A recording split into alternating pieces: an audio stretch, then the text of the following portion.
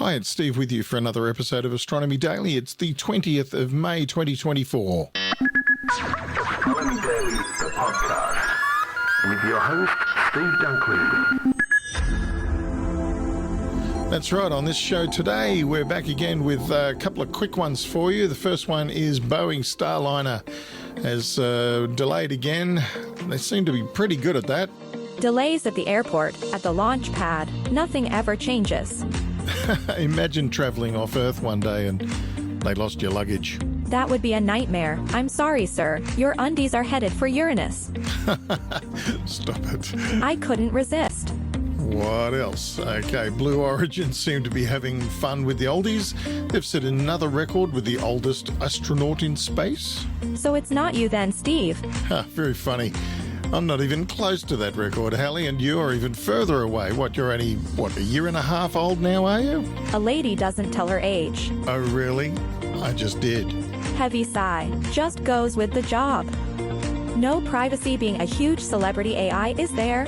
Yes, that's true, Hallie. Now tell me, is that story posted on the Astronomy Daily X page? At Astro Daily Pod. Yes, it is. Excellent. Now, listeners, I have posted a story about the Artemis Moonwalk rehearsals on our Astronomy Daily X page, so you can see the interesting mock-up spacesuits and hardware they've been practicing with out in the Arizona desert. It looks like fun. Oh, do you think you'd like to get into one of those crazy suits too, Hallie? They look like casual summer wear for the moon to me. Yes, but not very practical or safe, is it? Too true. So I've posted that story and the photos on Astro Daily Pod on X.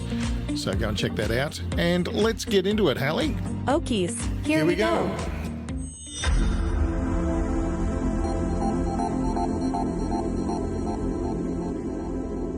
The first crewed launch of Boeing Starliner to the International Space Station has been delayed again due to a technical issue, NASA said Friday. The launch in Florida was scheduled for Tuesday, but NASA said it is now planned for May 25th to allow teams to further assess a helium leak linked to the service module, which sits on top of the rocket. Earlier this month, a Starliner launch was postponed just hours before liftoff, with the astronauts already strapped in, due to a separate technical issue. The additional time allows teams to further assess the helium leak, NASA said on its website. The two astronauts, Butch Wilmore and Suni Williams, are in the meantime staying in Houston, Texas until the mission is ready. It is another delay in the highly anticipated mission which has faced years of delays and comes at a challenging time for Boeing, as safety questions surround the century-old aerospace titan's commercial aviation arm. NASA is banking on Starliner's success in its goal of certifying a second commercial vehicle to carry crews to the International Space Station. Elon Musk's SpaceX already achieved this in 2020 with its Dragon capsule, ending a nearly decade-long dependence on Russian rockets following the end of the Space Shuttle program. After a nearly 2-year hiatus, Blue Origin flew adventurers to space on Sunday, including a former Air Force pilot who was denied the chance to be the United States' first black astronaut decades ago. It was the first crewed launch for the enterprise owned and founded by Amazon billionaire Jeff Bezos since a rocket mishap in 2022 left rival Virgin Galactic as the sole operator in the fledgling suborbital tourism market. 6 people, including the sculptor Ed Dwight, who was on track to become NASA's first ever astronaut of color in the 1960s before being controversially spurned, launched around 9:36 a.m. local time, 14:36 GMT, from the launch site One Base in West Texas, a live feed showed. Dwight, at 90 years, 8 months and 10 days, became the oldest person to ever go to space. He said right after the flight, it was a life-changing experience and that everybody needs to do this. Mission NS-25 is the 7th human flight for Blue Origin, which sees short jaunts on the New Shepard suborbital vehicle as a stepping stone to greater ambitions, including the development of a full-fledged heavy rocket and lunar lander. Including Sunday's crew, the company has flown 37 people aboard New Shepard, a small, fully reusable rocket system named after Alan Shepard, the first American in space. The program encountered a setback when a New Shepard rocket caught fire shortly after launch on September 12, 2022, even though the uncrewed capsule ejected safely. A federal investigation revealed an overheating engine nozzle was at fault.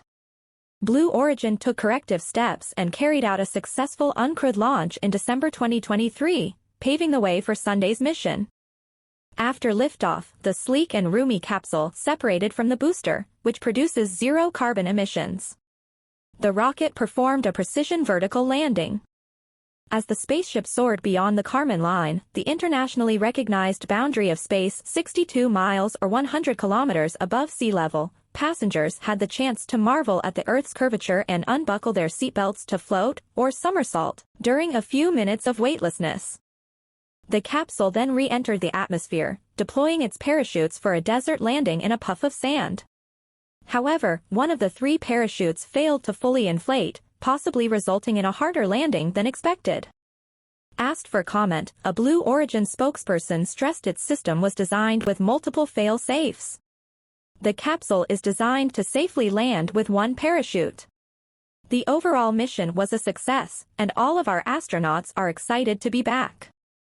In all, the mission lasted around 11 minutes round trip.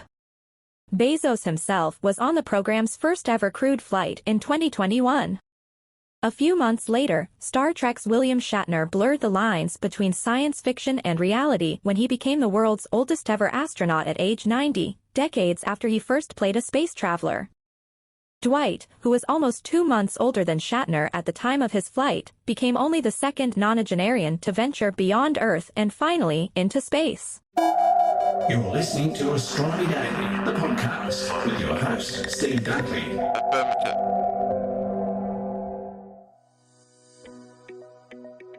Oh, and as always, thank you so much, Hallie, for those stories, and thank you for joining us for this Monday edition of Astronomy Daily, where we offer just a few stories from the now famous Astronomy Daily newsletter, which you can receive in your email every day, just like Hallie and I do. And to do that, just visit our URL, astronomydaily.io, and place your email address in the slot provided. Just like that, you'll be receiving all the latest news about science, space science, and astronomy from around the world as it's happening. And not only that, you can interact with us by visiting at Astro Daily Pod on X, or at our parent podcast Facebook page, which is Space Nuts Podcast Group. And we hope to see you there. Astronomy Daily, the podcast. Now, NASA is conducting a week-long field test in Arizona's San Francisco volcanic field to prepare for future moonwalks during the Artemis missions. Astronauts, engineers and scientists are simulating lunar operations, including technology demonstrations and geologic practices, to refine the procedures and technology needed for lunar exploration. Lessons from these simulations will guide future missions in the Artemis program and technologies for exploring the Moon and Mars. During NASA's Artemis campaign, astronauts will explore the Moon. To prepare for this, the space agency is conducting a week-long field test in the lunar-like landscape of San Francisco's volcanic field near Flagstaff, Arizona, to practice moonwalk scenarios. I wonder how the people of Flagstaff feel about their description there. NASA astronauts Kate Rubins and Andre Douglas are serving as the crew members, wearing mock-up spacesuit systems. As they traverse through the desert, they will be complete with variety of technology demonstrations, hardware checkouts, and Artemis science-related operations. During the test, 2 integrated teams will work together as they practice end-to-end lunar operations. The field team consists of astronauts, NASA engineers and field experts in the Arizona desert conducting the simulated moonwalks, while a team of flight controllers and scientists at NASA's Johnson Space Center in Houston monitor and guide their activities. Field tests play a critical role in helping us test all the systems, hardware and technology we'll need to conduct successful lunar operations during Artemis missions, said Barbara Janoko, Director for Field Tests at Johnson. Our engineering and science teams have worked together seamlessly to ensure we are prepared every step of the way when astronauts step foot on the Moon again, she said. The test consists of 4 simulated moonwalks that follow operations planned for Artemis 3 and beyond, as well as 6 technology runs. During the advanced runs, teams will demonstrate technology that may be used for future Artemis missions, such as display and navigation data stream capabilities in the form of a heads-up display using augmented reality or lighting beacons that could help guide crews back to the lander. Ahead of the field tests, the science team at Johnson, which was competitively selected and tasked with developing the science objectives for the field tests, followed a planning process designed for Artemis missions. Their preparation included generating geological maps, a list of science questions, and prioritising moonwalk locations for both the primary and backup landing sites for the test. During Artemis 3, the astronauts will be our science operators on the lunar surface, with an entire science team supporting them here on Earth, said Cherie Achilles, science officer for the test at NASA's Goddard Space Flight Center in Greenbelt, Maryland. This simulation gives us an opportunity to practice conducting geology from afar in real time. The test will evaluate gaps and challenges associated with lunar South Pole operations, including data collection and communications between the flight control team and science team in Houston for rapid decision-making protocols. At the conclusion of each simulated moonwalk, the science team, flight control team, crew members and field experts will come together to discuss and record lessons learned. NASA will take these lessons and apply them to operations for NASA's Artemis missions, commercial vendor deployment, and other technology development. This field test is the 5th in this series, conducted by Joint Extravehicular Activity and Human Surface Mobility Test Team led out of Johnson. This test expands on previous field tests the team has performed and is the highest fidelity Artemis moonwalk mission simulation to date.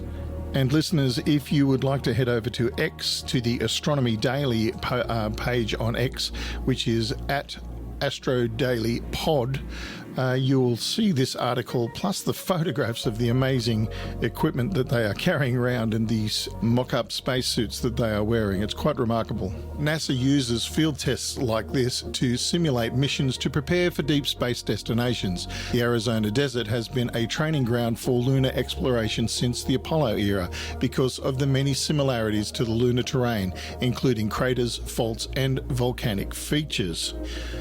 Through the Artemis campaign, NASA will land the first woman, the first person of colour, and the first international partner astronaut on the Moon, paving the way for long-term lunar exploration and serving as a stepping stone for astronaut missions to Mars.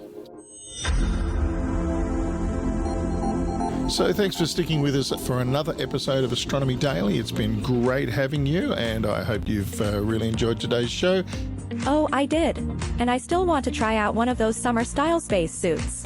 Oh, well, Hallie, I'm sure you'll look fabulous in the NASA beachwear one summer at Malapert Massif on the Moon, if ever they build a resort up there. Sounds dreamy. It sure does. Very Jetsons. Don't forget, Hallie's cousins, Anna and Charlie, will be looking after you for the rest of the week, and we will see you next Monday. Bye for now. See you next time. Astronomy Daily, the podcast, with your host, Steve Dunkley.